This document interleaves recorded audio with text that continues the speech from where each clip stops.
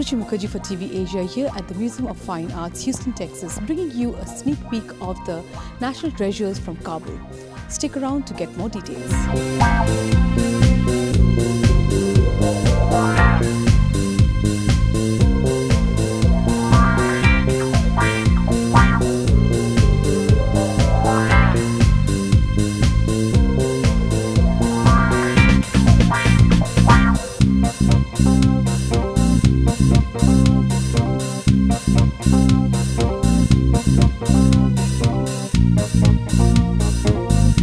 There are a little over 200 works of art in the collection, and what they really testify to is the incredibly important role that Afghanistan played in the Silk Road trade,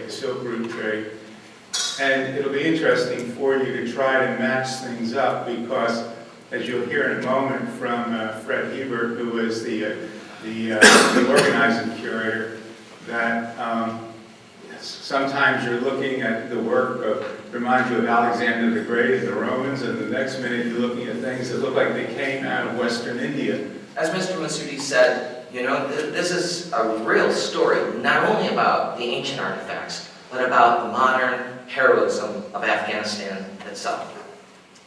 Of course, I'm from National Geographic, so I have to start with a map. Show you Afghanistan surrounded by its neighbors. It's not an easy place politically, you can imagine. Iran, Pakistan, China, Turkmenistan, Uzbekistan, at the very heart of it, Afghanistan. Because of that geographic situation, Afghanistan's in the news all the time. But you know, I'm an archaeologist.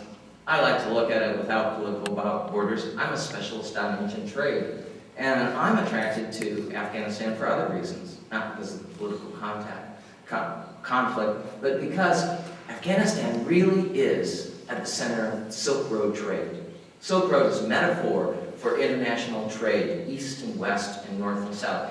And if you're really interested in understanding how ancient trade works, you want to go to the center to see what makes that system tick.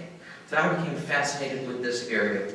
You have to realize that Afghanistan's geography is both rugged and difficult, and yet is a conduit for trade. Those high mountains which form the center of Afghanistan, the Hindu Kush, have valleys that go around and through the mountains that were actually the conduit for Silk Road caravans going both north-south and east-west.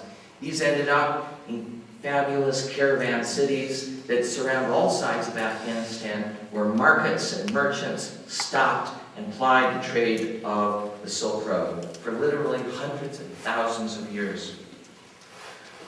For an archaeologist, this makes Afghanistan a paradise. There are more than 1,500 archaeological sites known today. And if you think about it, that means there are probably 1,500 more archaeological sites that haven't been discovered. This is a photograph of the giant Buddha of Bamiyan, perhaps the best known archaeological monument in Afghanistan. There's a bunch of French archaeologists at the bottom for scale.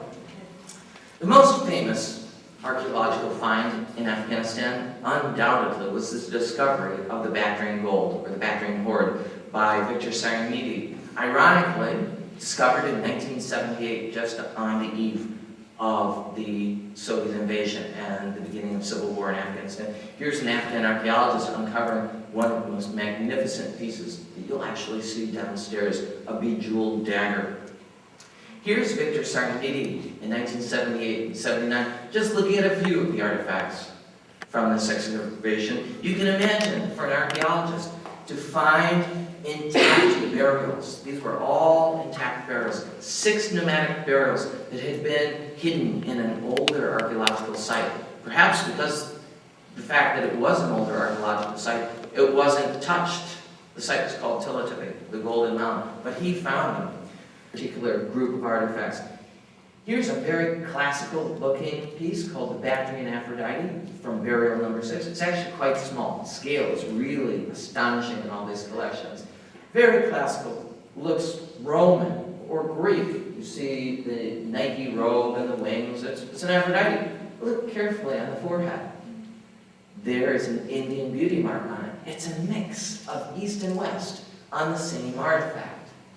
You'll see also from burial number 6 this fabulous crown. This crown is typical nomadic crown. It's collapsible. It can be taken apart, the diadem folded up. Can you imagine that Bactrian princess taking off her crown, folding it up, and galloping to the next site? These are real nomads. We went through about 1,200 artifacts for burial number 1. And what a set of collections are. I'm not going to show you the rest of the 19,000 pieces of gold, but I'm going to show you a few pieces from burial number 4, the one male. Individual who stood about 6 foot 1 inches tall. Tremendous individual, tremendous finds in this. He had these boot buckles. These boot buckles were published in the pages of National Geographic in 1990, and when I saw those photos, I was sure that this was an import from China, because you can see a chariot, and a chariot rider wearing Chinese robes, and it's pulled by 2 dragons, typical Chinese. When we actually handled these artifacts, we realized it's all native Afghan gold and all native Afghan stones. This is made in Afghanistan. All the artifacts from Bactrian gold are made in Afghanistan. It's a remarkable story of original Silk Road art made in Afghanistan. Well, the good news is, when we finished the inventory, we could tell the world all 21,000 pieces of gold that Victor had counted in 1979 were preserved there. Your method, Mr. Masudi, worked. Every piece was there. What a great news story. Look at this piece. It's one of my favorites. It's a dagger from burial number 4. I especially like the top. It's a bear. It reminds me of Victor Sarnidi himself. We had 6 of these bears when we were done. We put all the best pieces on a table. We invited President Karzai to look at the gold. I love this picture. President Karzai's looking at the data sheets, not the gold. He did look at the gold as well. Well, I thought we were done. Mr. Masudi, it wasn't 1 month, it was 3 months to go through all that. I remember, because we were out of money and we were out of supplies and I really wanted to go home. Mr. Masudi said, Fred, you can't go home. There are more boxes. Oh, wow, what could this mean? I thought there were 6 boxes. We're, done. So we got more funding and we came back and we started to find other treasures, such as this water goddess that you'll see downstairs, a 2,000-year-old ivory. This plaster that you'll see downstairs, these are all artifacts that were on display in the museum. We didn't understand. These were all coming out of these boxes. Look at this glass, a 2,000-year-old glass goblet, which was originally made in Alexandria, Egypt. And we were finding in these boxes, what's going on? Nobody told us the story. Finally, when we found these goblets made in the form of fish, a little light bulb went in my head. I think I discovered another secret from Mr. Masudi. It's at that time we finally realized that these guys had hidden their treasures before the museum was destroyed. Now that's a great news story, if there ever is one. Well, it wasn't the last story. Mr. Masudi said, you're not done yet. There's more. And there is one more good news story, and I think it's almost the most important story of this exhibition. In 2001, when the Taliban decreed that giant Buddhas of Bamyan would be destroyed, they said these sculptures in the museum should also be destroyed. But when we went through other crates, we found that the museum people had hidden the best pieces in the bottom of the boxes, saving them, risking their lives. These are my heroes. These are world heroes. I want to tell the world the story of this amazing group of people who saved their own cultural heritage, who saved the world's cultural heritage.